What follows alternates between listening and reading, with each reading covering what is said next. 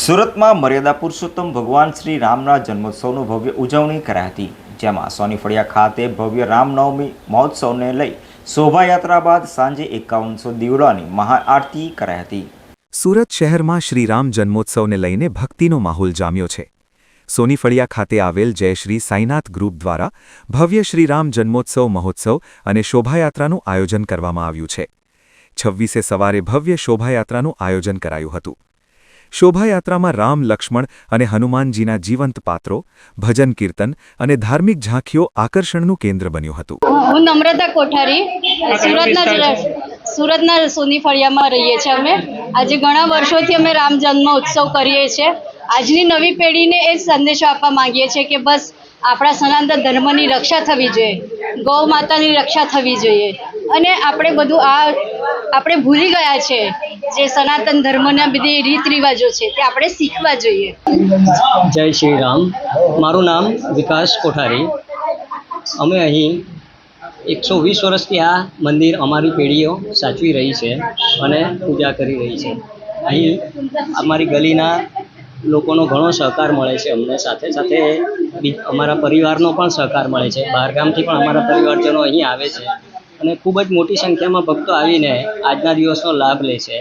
મુખ્ય લાભ જે છે તે અહીંનું પારણું છે, જે મારી મધર દ્વારા તૈયાર કરાવવામાં આવે છે અને તેને લોકો કે જેને પણ કોઈ મનમાં ઈચ્છા હોય તે ઈચ્છા પૂર્તિ માટે તે પોતાના ખોળામાં રામલલ્લાને લઈને પોતાની ઈચ્છા તેની સામે ઈચ્છા પ્રદર્શિત કરે છે અને એમની ઈચ્છા પૂરી થતી અમે જોવા મળેલી છે। સોની ફળિયા ખાતે જય શ્રી સાઈનાથ ગ્રુપ દ્વારા રામનવમીએ સવારે ભવ્ય શોભાયાત્રાનું આયોજન કર્યા બાદ સાંજે 7 વાગે 5100 દીવા પ્રજ્વલિત કરી એકસાથે મહાઆરતી કરાઈ હતી, જેમાં મોટી સંખ્યામાં ભક્તો જોડાયા હતા અને ભગવાન શ્રી રામને ભવ્ય આરતી અર્પણ કરી હતી।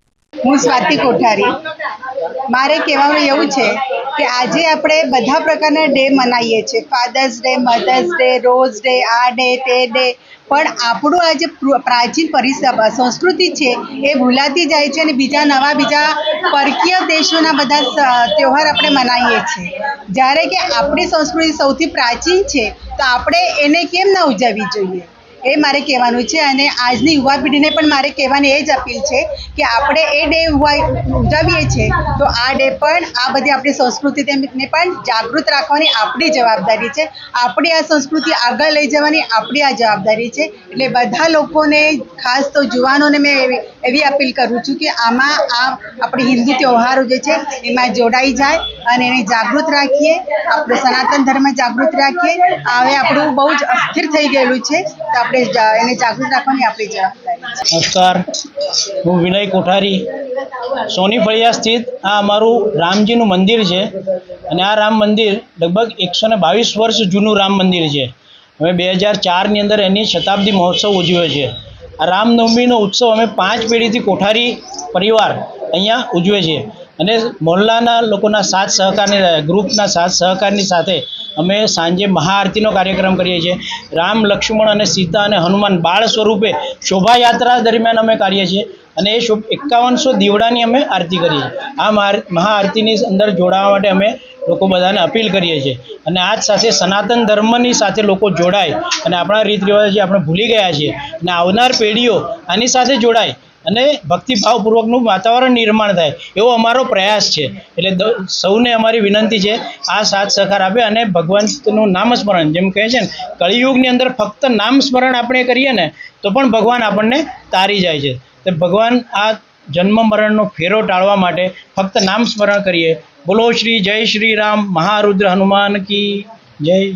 સુરતમાં શ્રીરામ જન્મોત્સવની અનેક જગ્યાએ ભવ્ય ઉજવણી કરાઈ હતી, ત્યારે સોની ફળિયા ખાતે જય શ્રી સાઈનાથ ગ્રુપ દ્વારા આયોજિત શ્રીરામ જન્મોત્સવની ઉજવણી આંખે ઉડીને વળગે તેવી હતી।